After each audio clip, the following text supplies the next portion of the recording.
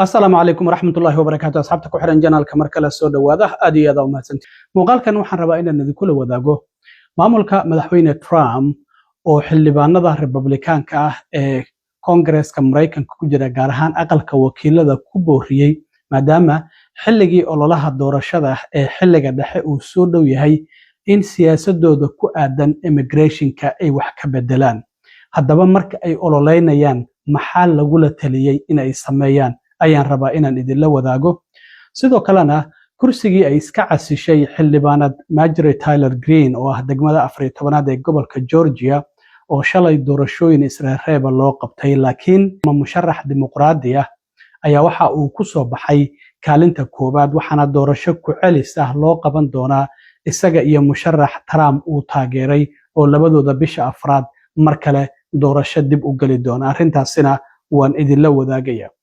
Iran oo saddex markab ku weerartay marinka Hormuz xilli maamulka Trump ay shalay sheegeen in 16 markab oo Iran ay leedahay isla markaana miinooyin dhigayay marinkaasi ay burburiyeen haddaba maraakiibtan ay weerareen calaamaday wateena sidoo kale waan idin la wadaagayaa taasi oo laga cabsi qabo in sicirka shidaalka mar kale cirka isku shareero maadaama hadda ay Iran maraakiibtan ay beegsadeen aan ognahay doorashooyinkii xilliga dhexe ololahoodii in dhawaan uu bilaabanayo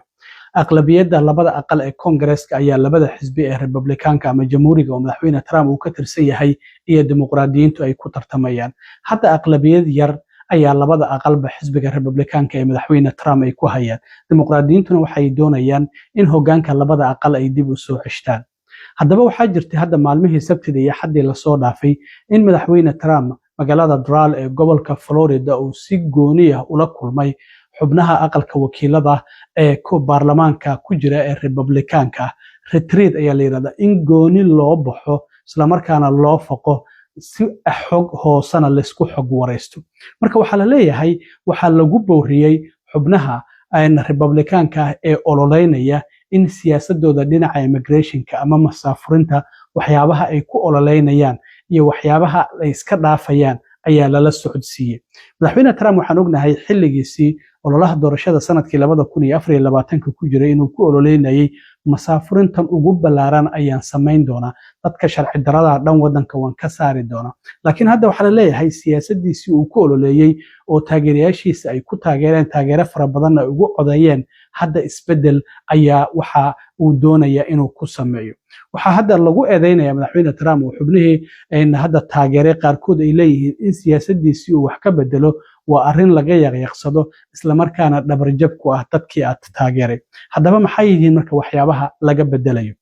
mid ka mid ah la taliyaasha aqalka cad oo la yiraahdo James Blair ayaa waxa uu ku booriyay xubnaha Republicaanka marka ay ololeynayaan doorashada xilliga dhexe hadda wixii ka dambeeya bishan markay dhamaatay saddexadii wixii ka dambeeya ololihii ayaa si toos ah u bilaaban doona marka waxa uu ku booriyay ninkan la taliyaha aqalka cad ka tirsan in xubnaha Republicaanka uu si gooni ah ugu sheegay in ay joojiyaan kor u qaadista wax la yiraahdo mass deportation inaysan ku ololeynin oo ay dhihin madaxweyne Trump maamulkiisa masaafurintii ugu ballaarneed ayay sameeyeen welina waa ay wadaan arrintaas inay ka fogaadaan ayaa lagu la taliyay oo ay joojiyaan laakiin waxa arrintaas hadda soo xiganaya Axios waxa la leeyahay masaafurinta Georgia masaafurin ballaaran ayaa dadka sharci darada madaxweyne Trump uu ku sameynaya sidaas ha ku ololeynina laakiin maxaa la yiri waxyaabaha loo sheegay waxa kamid ah waxa diiradda saartaana la yiri in dadka dambiilayaasha oo kaliya uu Trump masaafurinayo laakiin already damages done arrintan hadda meel laga qaban kara ma joogto laakiin waxa isku dayayaan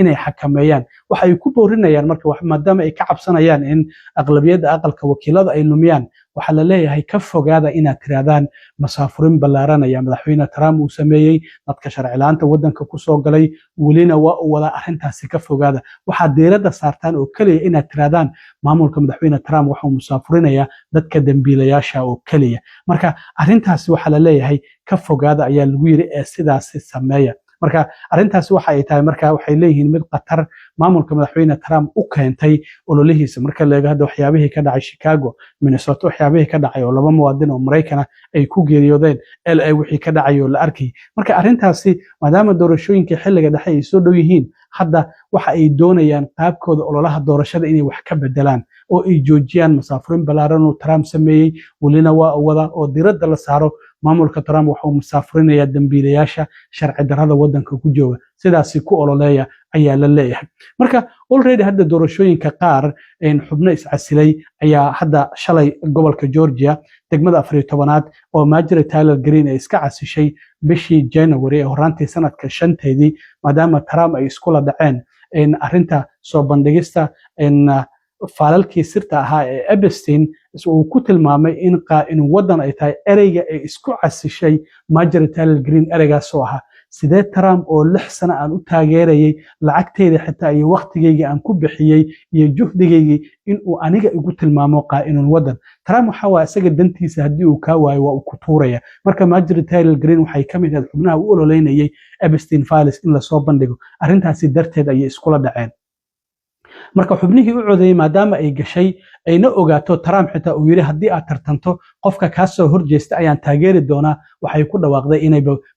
Congress-ka iska casishay November ayay ku dhawaaqday sanadkii hore January 5teeda ayaa ugu dambeysay tiri sanadkan 2026 waana is casishay marka kursigeedii ayaa hadda loo tartamayay 17 xubnood ayaa u tartanka galay shalay doorashadii dhacday 12 kamid ah Republican ayay ahaayeen maadaama marka musharaxiintii 17 ee tartamay midkood uusan helin 50% codadkii la dhiibtay labada musharax ee ugu sareysay ayaa isku soo hartay waxana ay kala yihiin Sean Harris oo dimuqraadi ah isla markaana 37% helay codadkii iyo Clayton Fuller oo Trump uu taageeray oo isaguna 35% helay ayaa isku soo haray marka April 7deeda ayaa labadooda marka la tartan siin doona midkii soo baxa marka ayaa waxa uu kursigaasi uu ku guuleysan doonaa inta ka harsan sanadkan isla markaana doorashada kale waxay dhacaysaa November dhamaadka sanadkan marka kursigaasi hadii dimuqraadi uu ku soo baxana waa dabarjab weyn oo xisbiga Republicanka la soo gudboonaatay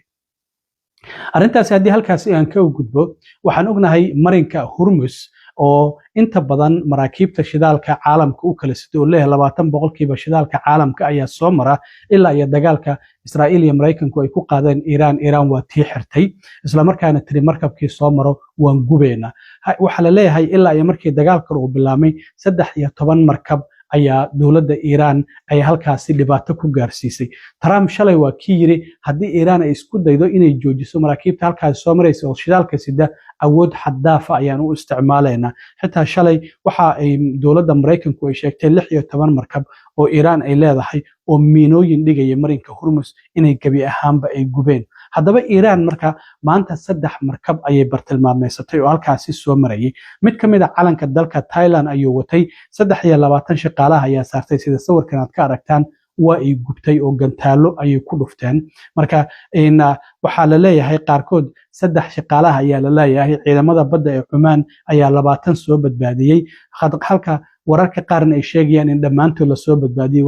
wararka qaarna ay sheegayaan in 3 kamid ah la laayahay markab kale Japan ayuu markabka konteenarada qaado ayuu calanka Japan ayuu isaguna watay halka sidoo kalena markab saddexaad oo aan la sheegin calanka uu watayna uu jiro marka saddexdaasi markab ayay bartilmaameedsadeen isla markaana waxa laga yaabaa marka arintan hadda sicirka shidaalka inuu mar kale cirka isku shareero hadda foostadii $87 ayay maraysaa laakiin waxa la leeyahay $100 ilaa iyo $200 inuu gaaro ayaa laga yaabaa Mareykankuna waxa xitaa Trump waa kii yiri maraakiibteena dagaalka ayaa soo galbin doonta maraakiibta shidaalka sida ama shixnadaha kala duwan ee marinka Hormuz maraya laakiin arintaasi waa qatar shalay xitaa waxa jiray in wasiirka ganacsigu uu soo galiyay bartiisa X in markab Mareykan uu soo galbiyay markab soo mariyay marinka Hormuz laakiin 30 daqiiqo kadib waa la tiray qoraalkii waxaana la yiri qof shaqaalaha wasaaradda ka tirsan ayaa qalad ku soo galiyay Mareykanka qasaaraha ka soo gaaray dagaalka waa uu qarinaya laakiin shalay wasaaradda gaashaaniga ee Pentagon waxay ku dhawaaqday in askarta ciidamada Mareykanka uga geeriyootay dagaalkan 140 askari ay kor u dhaafayaan dhimashada 7 ayuu Mareykanku sheegtay 8 kamid ah waxay leeyihiin dhaawacyadaasi 140 waa halis inta badan ciidamada dhaawacyadoodu waa fududaayeen oo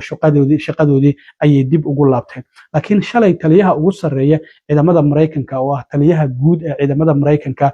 General Dan Kane oo isaga iyo wasiirka gaashaandhigga ama dagaalka Pete Hegseth ay shir jaraa'id wada qabanayeen ayaa waxaa la weydiiyey Iiraan ma sidii aad u malaynayseen ayay noqotay mase arrintaasi sidaasi ma aysan noqono uma nugla sidii aad u malaynayseen marka wuxuu yiri nimankan ma fududa waa dagaalamayaan arrintaasina waan ku qadarinaynaa laakiin sidii aan u malaynaynay raggani waa ka adag yihiin Iiraan waa ay ka adag tahay wuxuu leeyahay taliyaha guud ee ciidamada Mareykanka General Dan Kane Iiraan sidii aan u malaynayna ma ahan hadda Israa'iil waxay taagan tahay wariyaha naga ergeeya isaan godadkii ugu jirnay waa daanlay xalay madaafiicdii lagu garaacay ama gantaaladii waxay ahaayeen kuwa qeyrul caadi ayay ahaayeen oo burbur xoogan geystay ilaa iyo 29 dhaawac ah ayay Israa'iil sheeganaysaa marka Israa'iil oo dhaawac intaasi la eg sheegtay horta dhimasho maba sheeganayaan hal qof ama qof dhaawac halis gaar ay leeyihiin laakiin burburka iyo dhibaatada gaartay waxay ma yara